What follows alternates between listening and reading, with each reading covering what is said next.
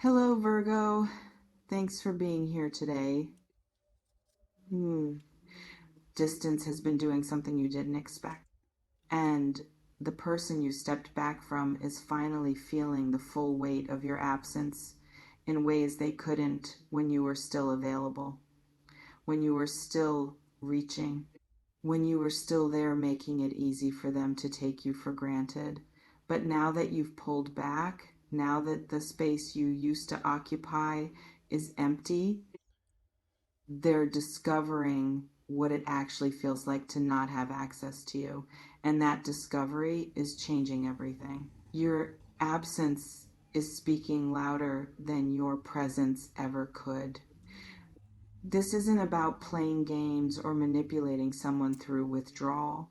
This is about what happens naturally when someone who's been giving and giving and giving finally stops, when someone who's been accommodating and patient and understanding finally creates boundaries, when someone who's been pouring energy into a connection that wasn't being reciprocated finally redirects that energy back toward themselves. And the shift that creates, the vacuum that forms where your attention used to be, it's forcing this person to confront things they've been able to avoid as long as you were still engaged. Some of you might have stepped back out of exhaustion, not as strategy, but as survival. You just couldn't keep doing it anymore. Couldn't keep being the one who cared more, tried harder, reached first, and in that stepping back and that choosing yourself when choosing them was costing you too much. You accidentally triggered the exact wake up call they needed, but nothing else could provide. Um, there is a sense that this person has been operating under certain assumptions that you'd always be there, that your feelings for them were stable and unchanging regardless of how they treated you, that they could take their time figuring out what they wanted because you weren't going anywhere. And those assumptions, while they remained unchallenged, allowed them to stay comfortable in their indecision, in their half commitment, in their taking without giving back. Um, but your absence has shattered those assumptions. It's introduced uncertainty where there was complacency. It's created the possibility that they might actually lose you. And that possibility, that threat of real loss, it's doing what all your words and efforts and explanations couldn't do. It's making them pay attention. It's making them feel, it's making them realize what they've been risking by not showing up for you the way you've been showing up for them. This reflection invites you to consider, how does it feel to know that your absence created more impact than your presence? And what does that tell you about this dynamic? Um, it's possible this person is experiencing your withdrawal as rejection.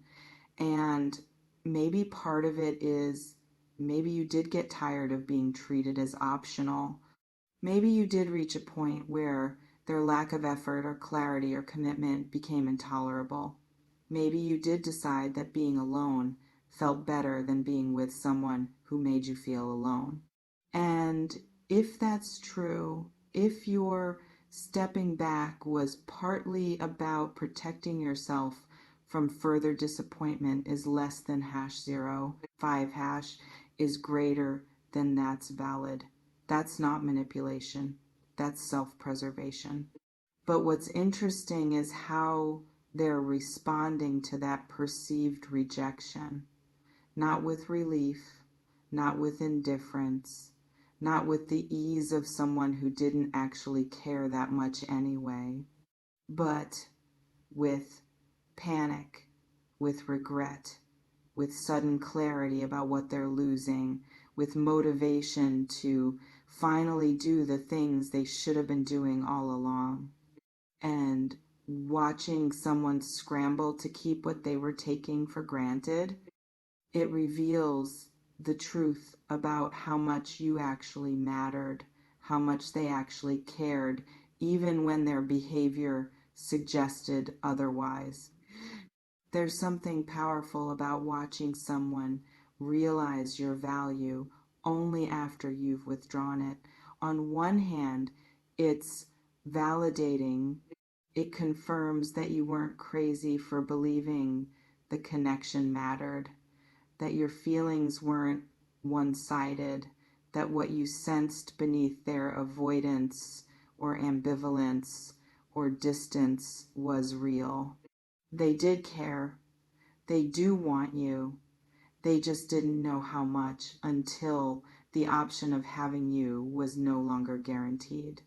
It can seem as if your absence has become a mirror, forcing them to see what they've been too distracted or defended or comfortable to see when you were still present.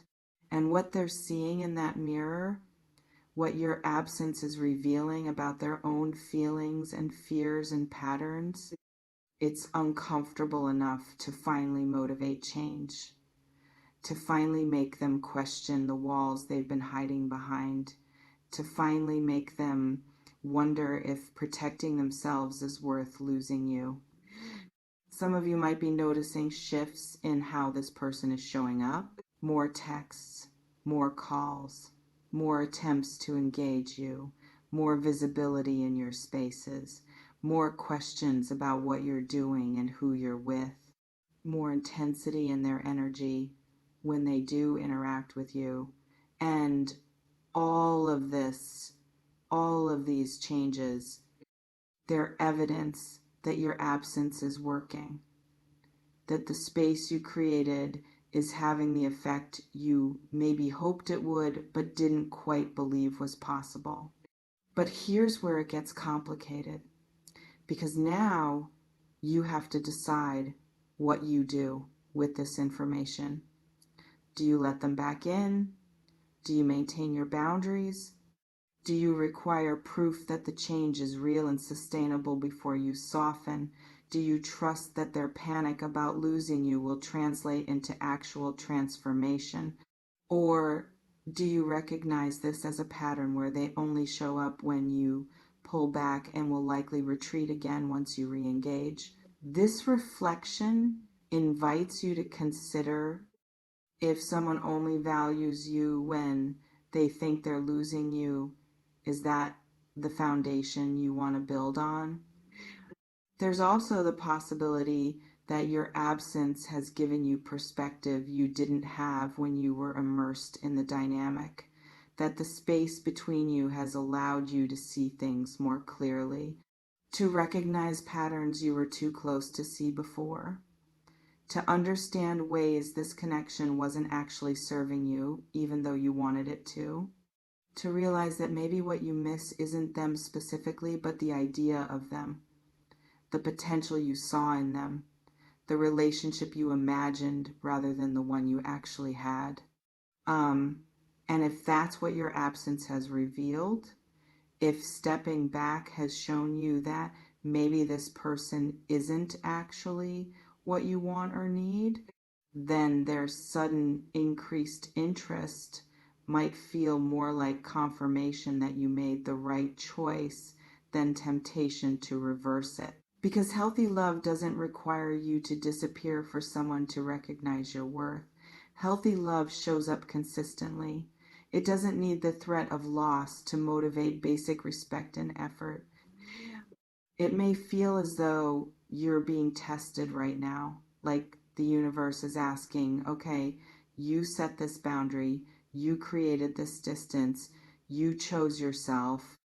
Are you going to maintain it when it gets uncomfortable, when they start paying attention, when they start giving you crumbs of what you wanted all along? Or are you going to fold the moment they show the tiniest bit of interest because you're so starved for their validation?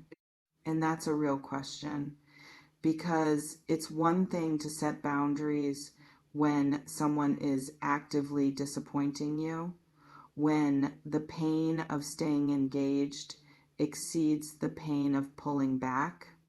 But it's another thing entirely to maintain those boundaries when the person starts changing, when they start showing up, when they start offering you glimpses of what you've been wanting. That's when your resolve gets tested. That's when you find out if your absence was a manipulation tactic to get them to behave differently or a genuine reclamation of your energy and self-respect. Some of you might be feeling vindicated, like finally they're seeing what they've been missing. Finally they're realizing I'm not going to wait forever. Finally they're understanding that I have options and I don't need to settle for breadcrumbs. And that vindication might feel good, might feel like power after feeling powerless for so long, might feel like justice after being undervalued and overlooked. But be careful with vindication, because if your goal in stepping back was to punish them or teach them a lesson or make them feel what you felt, then you're still giving them power. You're still making your choices about them rather than about you. And that's not actually freedom. That's just a different form of attachment. Real power comes when you step back because you genuinely choose peace over chaos. When you create distance because being alone feels better than being with someone who makes you feel small. When you redirect your energy because you finally understand your worth isn't dependent on their recognition of it. This reflection invites you to consider, are you stepping back to punish them or to protect yourself? And does that distinction matter? There's also something here about timing and readiness, about how sometimes people can't appreciate what they have until they lose it, can't value what's in front of them until it's gone, can't understand the gift of someone's consistent presence until that presence is withdrawn. And it's frustrating because you want people to recognize your worth while you're still there, while you're still showing up, while you're still offering yourself. You don't want to have to disappear for them to finally see you. It can seem as if this person needed your absence to finally do the internal work they should have been doing all along, to finally face their fears, to finally question their patterns, to finally get honest about what they actually want. And maybe that's true. Maybe your stepping back created the crisis that catalyzed their growth. But here's the question. If you come back, if you re-engage, will they continue that growth? Or will your presence allow them to relax back into old patterns because the threat of loss has been removed? Some of you are about to be approached. This person is going to reach out with new energy, new clarity, new willingness to be vulnerable or direct or committed in ways they haven't been. And they're going to say things you've been wanting to hear. They're going to make promises or confessions or declarations. And in that moment, when they're finally giving you what you've been asking for, you're going to have to decide if you believe them, if you trust that this change is real, if you're willing to risk being disappointed again. And there's no right answer.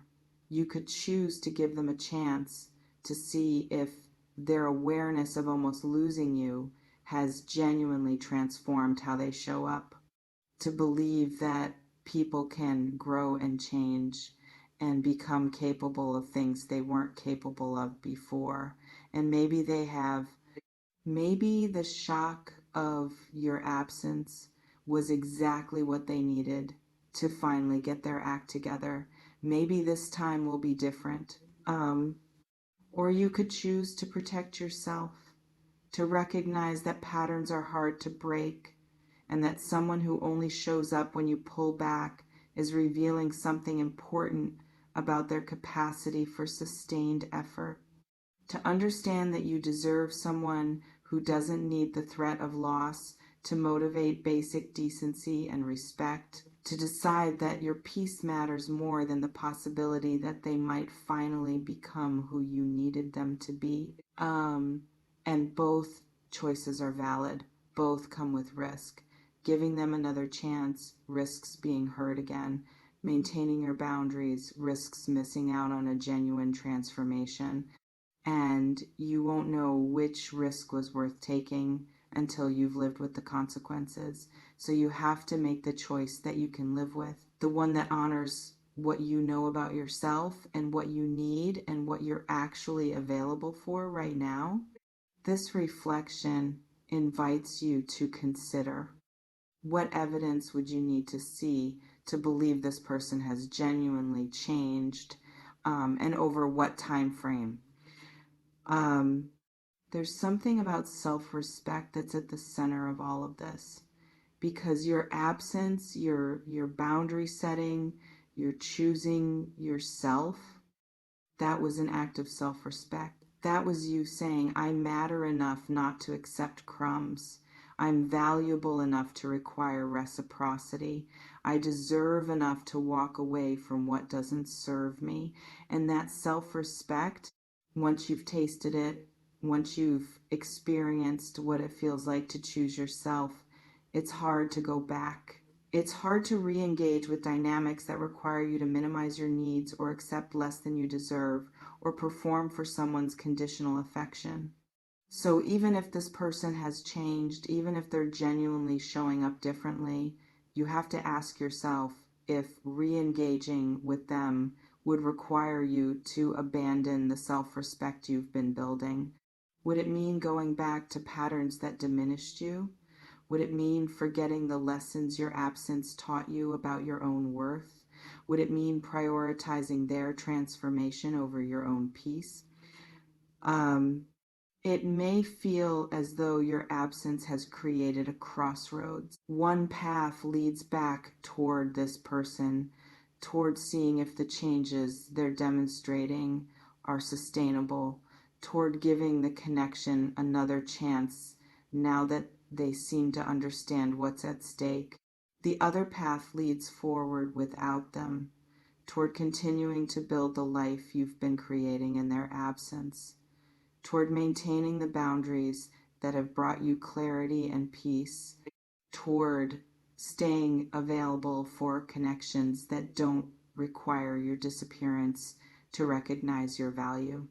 And you're the only one who can decide which path is right, which path honors you, which path serves your highest good rather than just your loneliest moments or your hope that maybe this time will be different.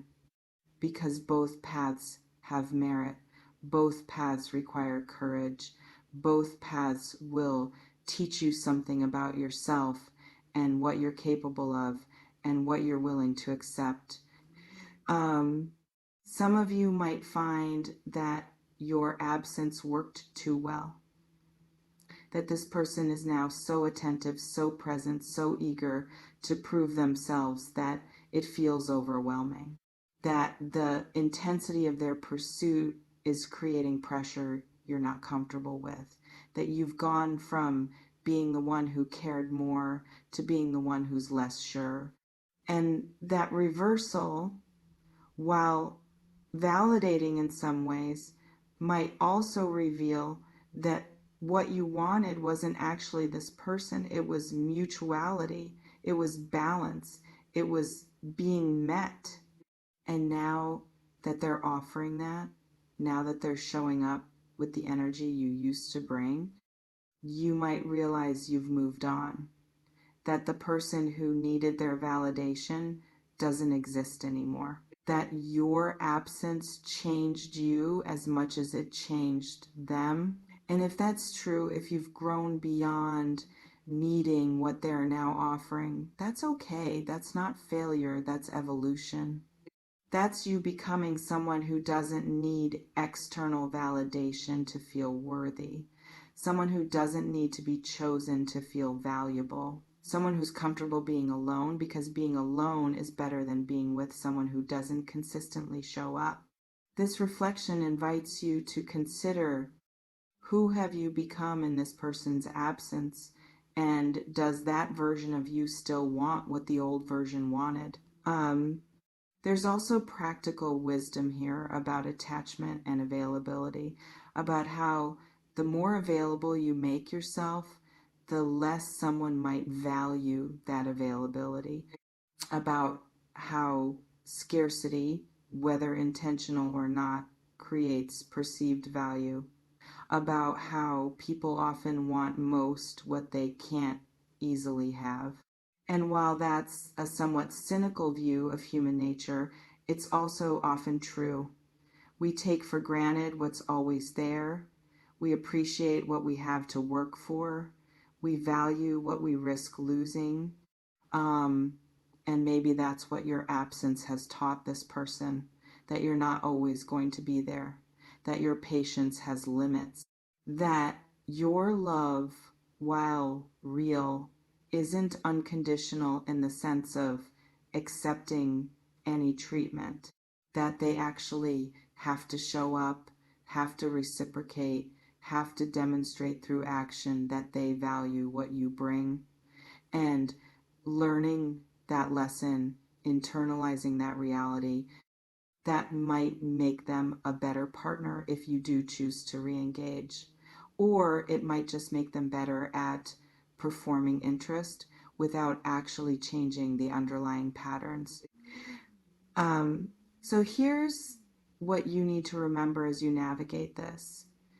Your absence worked because you matter, because you bring something valuable that's noticeable when it's gone, because this person's life is genuinely different, genuinely less, genuinely lacking without your presence in it. And that's not about ego, that's just truth. You affect people, you impact spaces, your energy, your attention, your care. These things matter. These things create ripples. And when you withdraw them, people notice. But noticing your value and being capable of honoring it consistently are different things. And just because someone realizes what they're losing doesn't mean they have the capacity to keep it if you give them another chance. So stay grounded in your self-respect. Stay connected to the peace you found in their absence. Stay honest about whether re-engaging serves you or just serves the part of you that wants to be wanted. And whatever you decide, whether you open the door when they knock or keep it closed, whether you give them space to prove the change is real or maintain the boundary you've created, make that choice from your most empowered self, from the version of you that knows your worth, from the place that understands you don't need anyone to complete you or validate you or make your life meaningful, from the wisdom that real love doesn't require your absence to recognize your presence. You've already shocked them by stepping back. You've already shown them what life without you feels like. Now the question is, what do you want? Not what do they want? Not what would make them happy or prove you're forgiving or show you're evolved, but what do you actually want for your life? And does having them in it serve that vision? Or does maintaining your beautiful, hard-won peace without them serve it better? Only you know that answer, and you're wise enough to trust yourself with it. This reflection invites you to consider, if you could see 1 year into the future, which choice would you be grateful you made today?